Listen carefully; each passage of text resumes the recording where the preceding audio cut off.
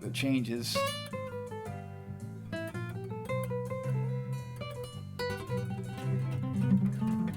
You know, just throw it in.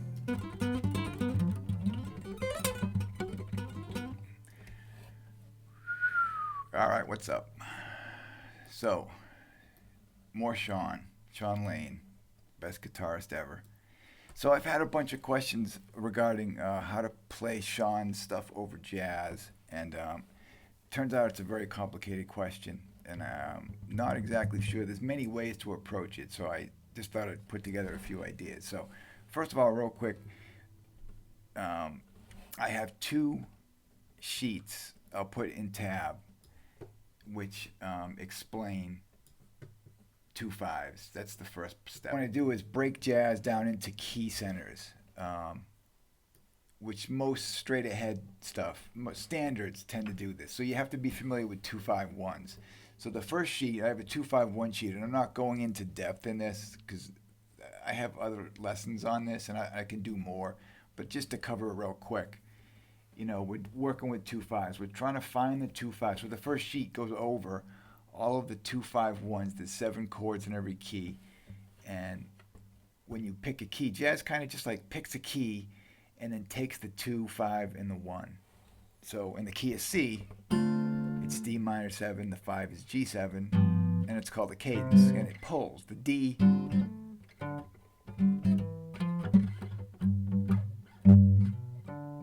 Each chord, they're in fourths also. D, G, C. Fourths tend to pull. And the notes inside the chords pull even stronger without getting too deep into that. Just to know that 2/5/1s equal 1 key center. So if you look at a piece and identify, like Tune Up, for example, is just 3 keys. It's just a 2/5/1 in 3 different keys. So here on the sheet, I explain all the chords in the key, what they are, and all the 2/5/1s in every key. So when you see a 2/5/1, the first thing to do, I mean, there's more advanced things, which we're going to get into a little bit, but you want to reduce that to a key. So you see a D minor 7, you'll usually followed by a G7, and a C, and oftentimes the one chord is 2 measures. That's the general way to 1, C. So, and then if it went to F, we'd go to the 2 of F, C7, and during that whole progression, we can think of it as C, for starters. You know, in terms of playing bebop licks, you outline the chords.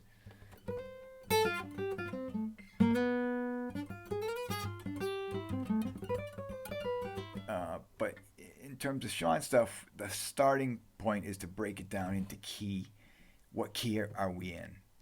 And then the second step will be to kind of focus on just the 2 chord over the 2 and the 5. So, in other words, while it's playing D minor 7, we kind of focus on the D.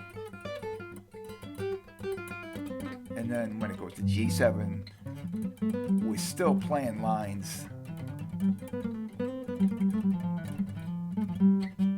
We're still thinking D minor. And then when it resolves to C,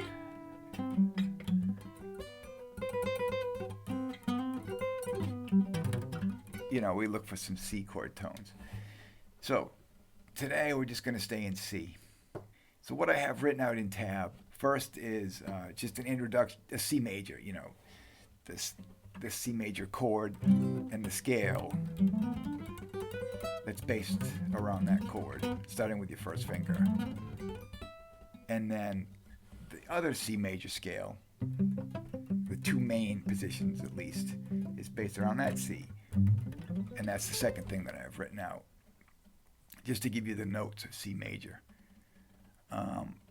And then I have a line 6, C major arpeggio, which Shawn plays. He has a cool way of playing the major 7 arpeggios. I just played one like that, but he does the shape 7, 8, so that's B, C, major 7, C, 3rd, 5th, E, G, 7, 8, 7, 10, B, C, E, G. That's it. And then he just jumps up the octave. 9, 10, 9, 12. And then another octave.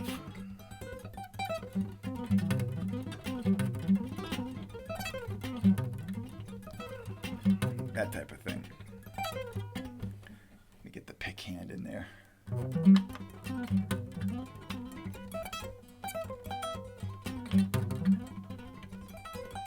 Hammer-ons. Pick, hammer,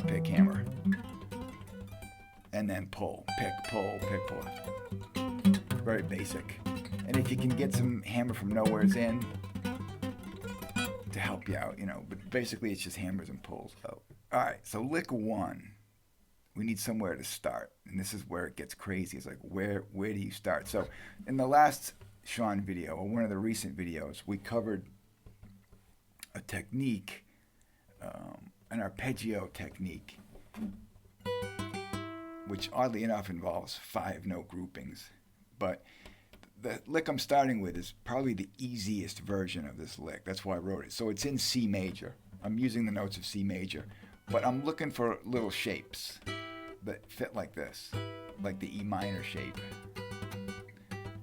then the C major shape, then the A minor shape, and the E minor shape. This all fits within the... So obviously you could just pick the first and hammer the other 2. Hammer from nowhere. Without doing the stutter. You know, just play 3 notes. 1, 2, 3.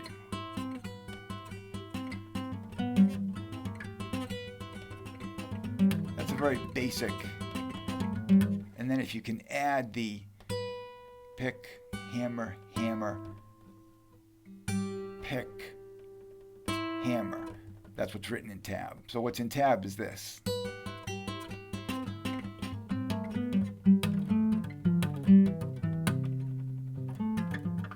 Play it backwards.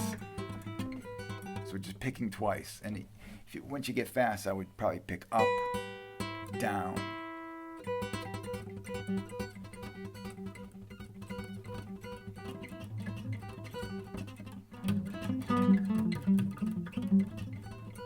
So how does this, over changes is when you encounter a 2-5, the whole 2-5, we can use this lick. So I have a backing track. It's cranked to the max. I got to find a way to get to go direct. I'm working on some new input stuff, but for now we'll use this back. So I have a C251 backing track. So you can just play the lick. Slow is the C1. Here comes the D minor, 3, 4.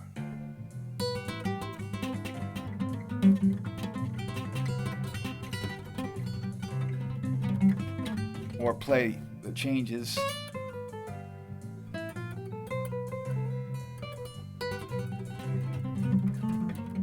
Just throw it in at the end. When I say play the changes, I really meant just play some slower lines.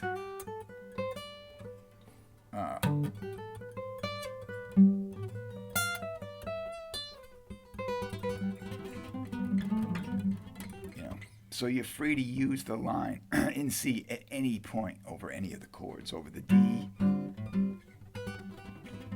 over the G7. So obviously if the next 2-5 is in A flat or B flat, which would be a C minor to F7 to B flat, we would just do the same thing in B flat. Or maybe, play some slow, play the C minor 7 slow, the F7, and then just throw it in on the B flat. Whatever you can come up with. All right, so lick 2.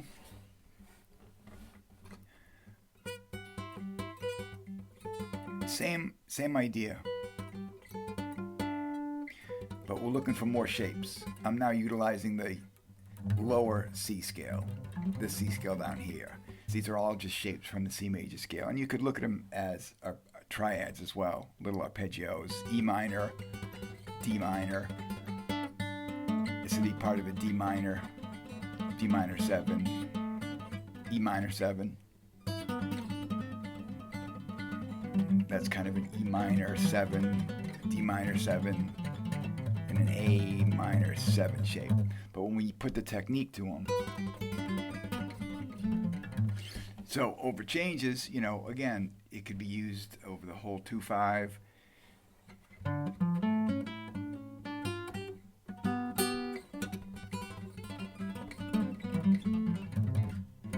Or just the part of it. So let me do it to the backing track. So there's the C. Here's the D.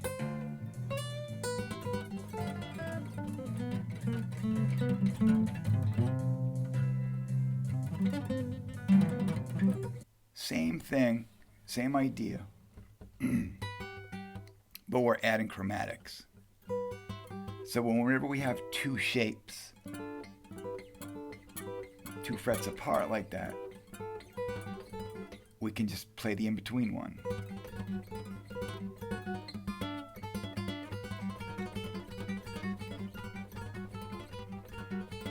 And then this shape, 5, 7, 9, just drop it down a fret, and then it resolves there. See, all these shapes are 2 frets apart, so they lend themselves to go chromatic. And again, as the 2/5 plays,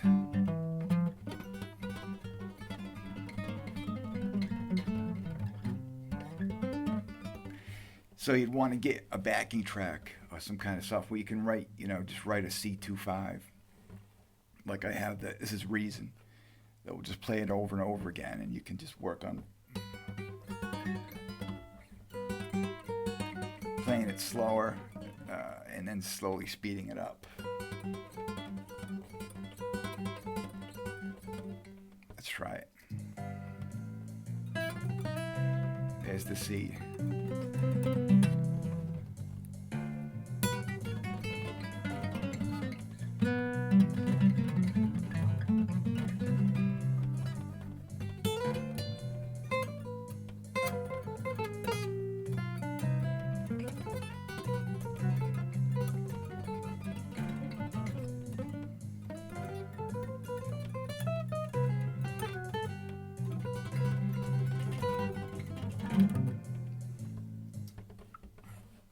And so forth.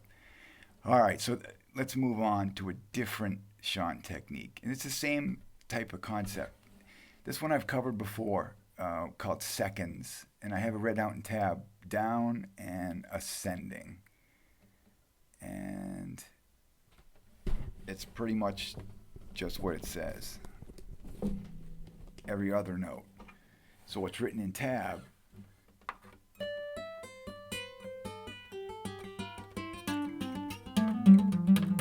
that, and the picking is explained as well. So there is a lesson about specifically how to play this, and then an ascending one.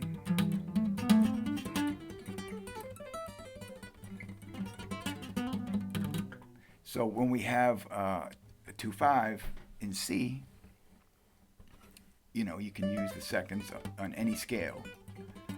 Any scale shape, that scale. Try to be a little more tasteful.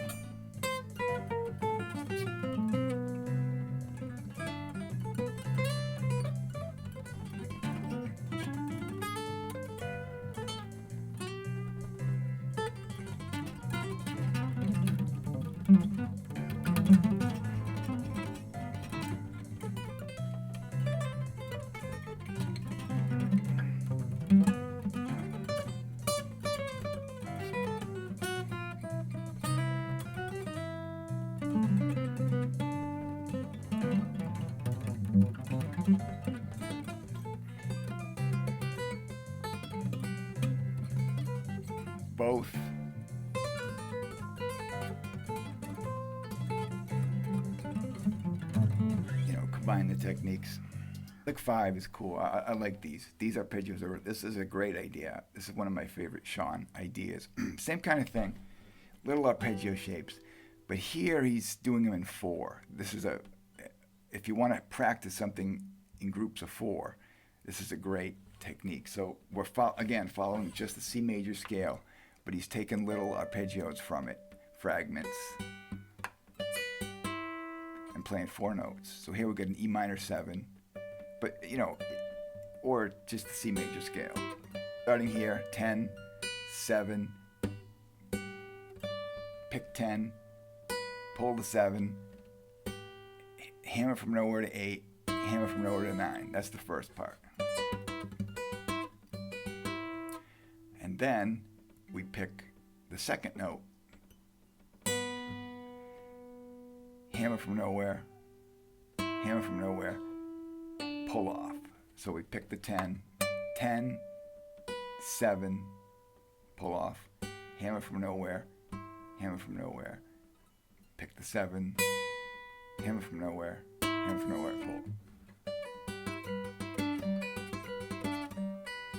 1, 2, 3, 4, 1, 2, 3, 4. So even at 8th notes, and 2, and 3, and 4. First example, I'm just sticking to an E minor, all E minor arpeggios, which is the 3 of C. So when you ever have a major 7 chord, a really good way to make the 9 and the major 7 is to play the 3. So if we're in C major 7, we play E minor 7 over it.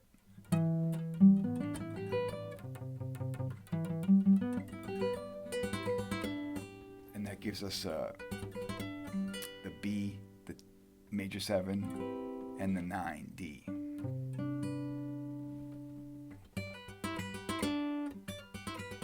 And these work out nicely into groups of 4. Then the next E minor shape would down to the G. Same pattern. Pick, pull, hammer, hammer. Pick the E, hammer the D, hammer the B, pull off to the G, E minor 7.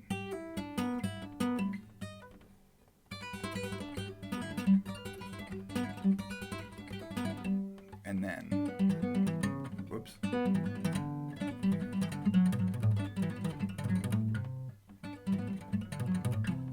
And I'm sneaking an F sharp in there, that's all right. It gives it a Lydian sound. You could reach down and get the F, but I'm just trying to keep it relatively simple. So we got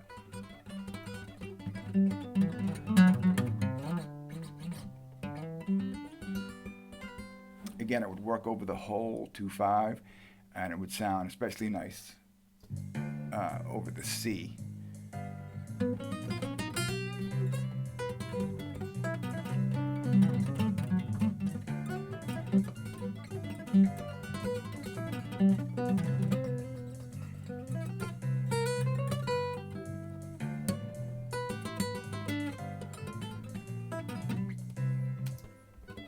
But anyway, so that's,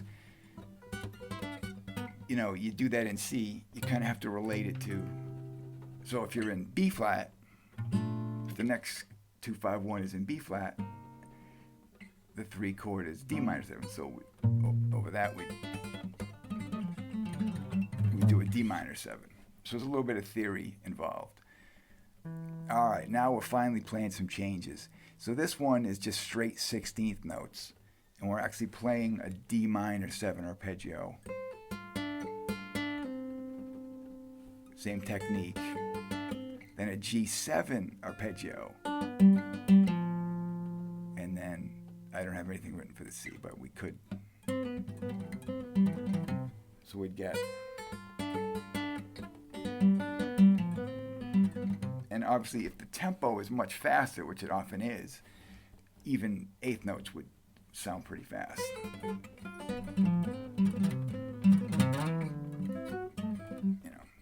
So that's so you can follow the changes. It just gets a little more complex, and it depends on the speed. So lick 7. all D minor. So what we're doing now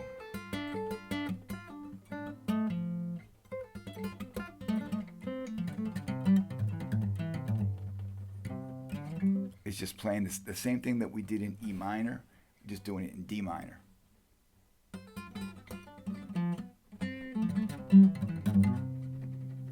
So we're kind of focusing on the 2 chord over the 2 and the 5, which is very common.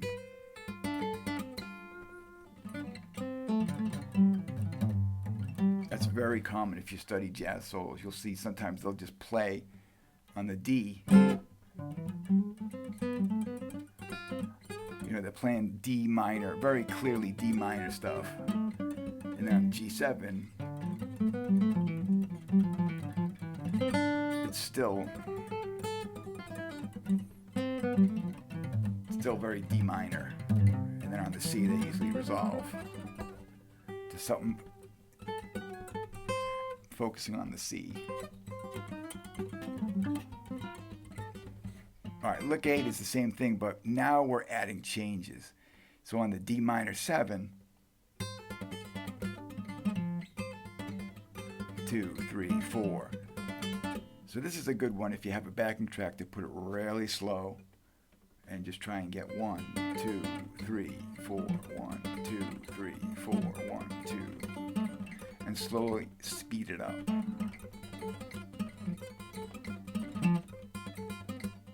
And then on the G7, we're playing G7.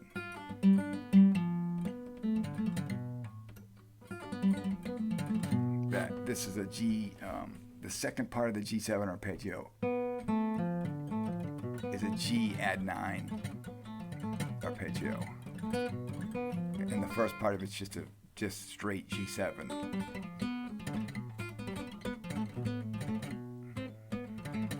And then this time I have the C written out that I was playing before that I said you could add.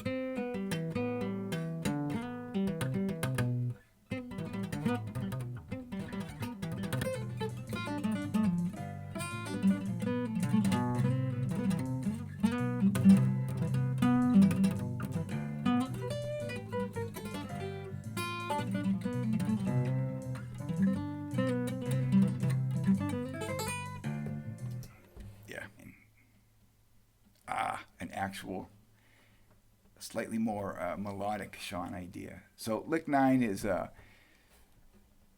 intended to be slower, 8th notes in fact. So there's the D minor 7.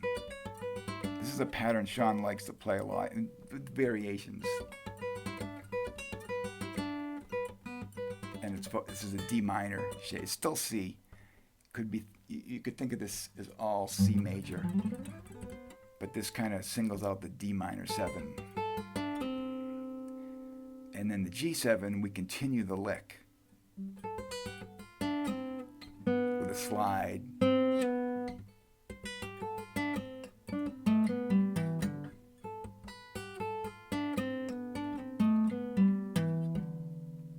And then we're on the C, where I just have a C major.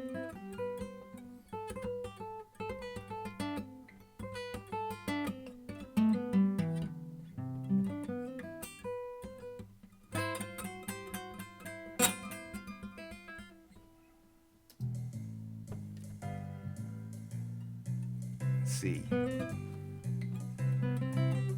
Here we go. D minor 7.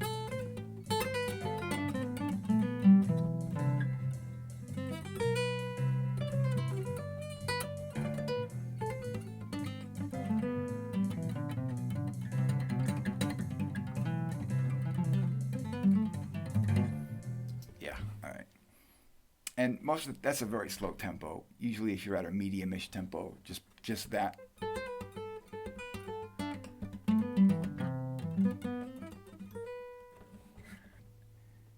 I just have written just some 8th notes, or quarter notes rather, outlining the D. And then on the G7, we have this long Shawn run. Same as the last lick, but it's with variation.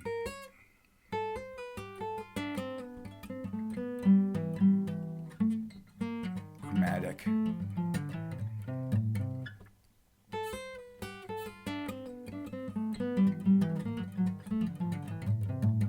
So it starts out with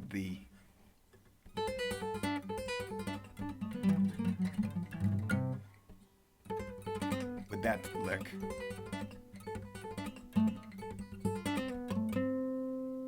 And then into that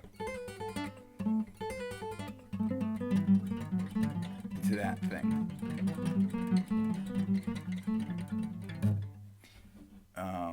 So in this case on the D, forge.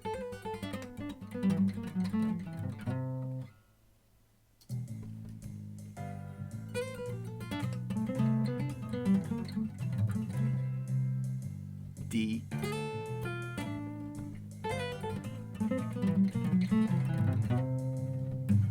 and there's the C. Our idea is based off the D minor is to get some chromaticism. This is another Shawn lick. Play it slow.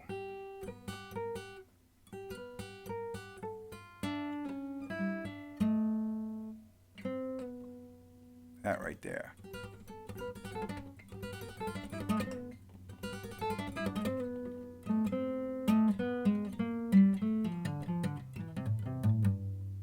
All right, that's a lot going on there. So we start out with this. Oh, I'm sorry. We start out with.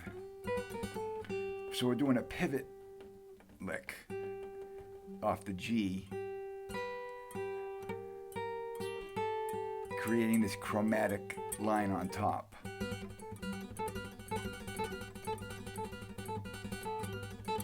And when we get to the A, then we go down the arpeggio. That's right from some Shawn solo. Oh, Sneaky Pete's. And then when we get to the root, we pull off to the major 7 of D, D minor major 7. And then this is I have a video on just this lick. But here we're adding this. And so we do the slide, and then we establish this shape, and then move it chromatically until we get to 2, and then start that stuff again. So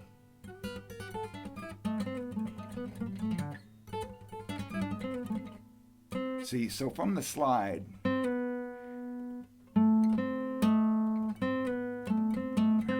the pinky hits the A. Somehow the slide makes it a little more accessible. There's a certain like logic to it. And that sets up your fingers to just go down the.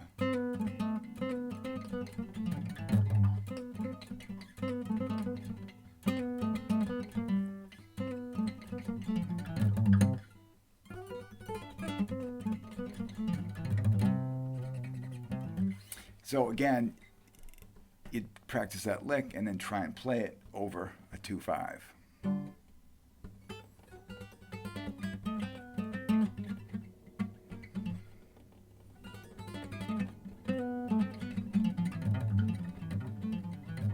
And then I have written the C major 7 arpeggio.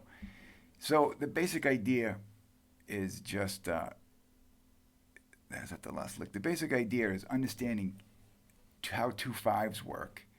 So this time I just focused on one key. You know, moving forward, we'll get into changes.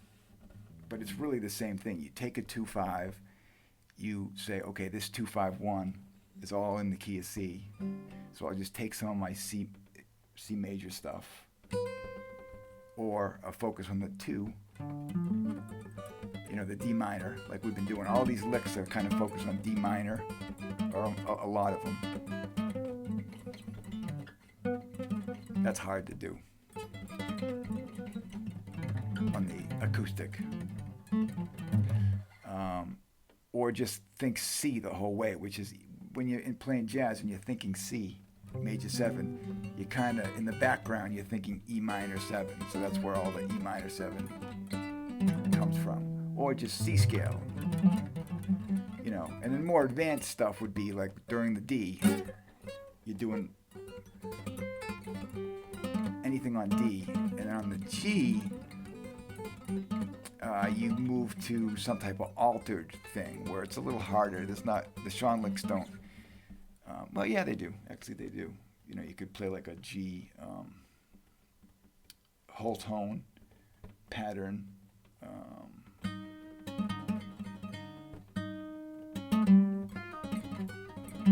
There it is.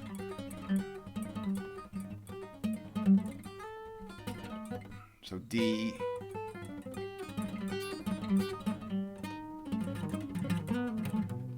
To C. But first you have to be able to just play it in one key.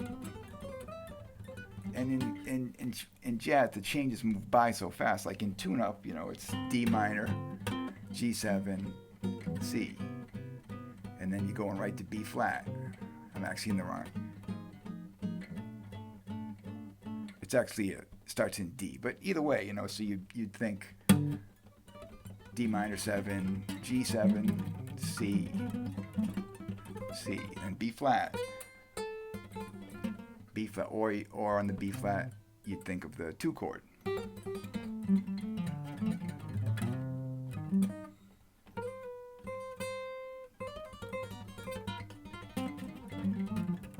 know, the C minor, or just the B flat major scale. And these licks, you know, you don't have to confine them to any one. You can take like the C scale, going back to C, and just look for places to apply it. Sometimes you run into fingerings that are a little weirder. Like that. 3, 5, 5, 4.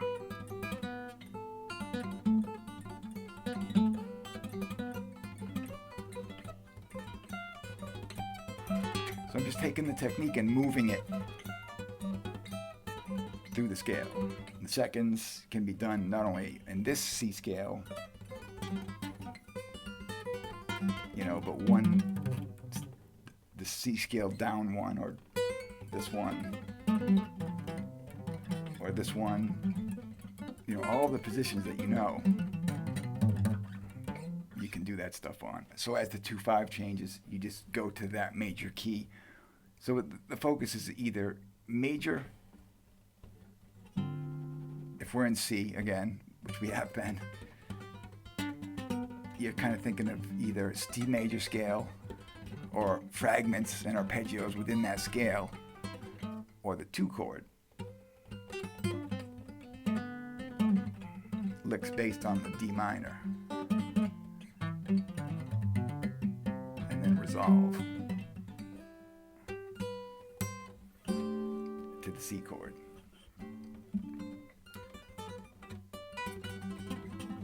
So those are some basic ideas to, you know, I'll get into some more difficult situations with the changes, but that's the basic. You have to have your 2/5s down. So you have to have you want to have the major scale on every key really well, and experiment with it. You know, whatever Shawn lick you like, experiment with playing it all over the place within that scale. Find different.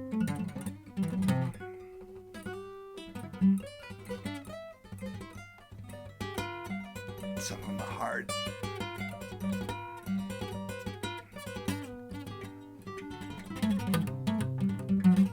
And so forth. And, you know, it's probably a good idea too to then try and mix it up. You know, D, G7,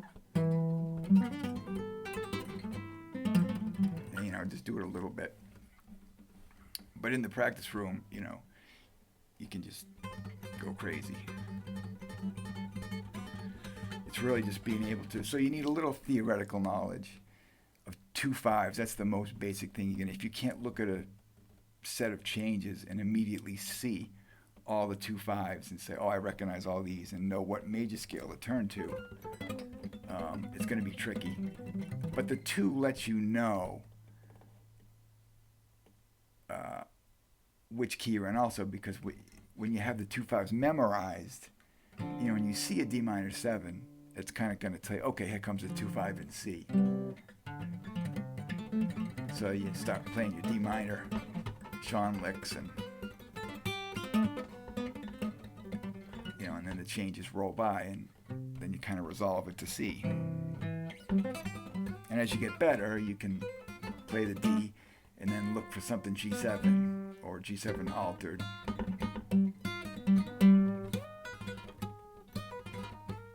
Or D7, yeah, tritone. I'll have to cover that. You could just switch to instead of G7, you switch to D flat 7. And there are some really nice dominant 7 shapes.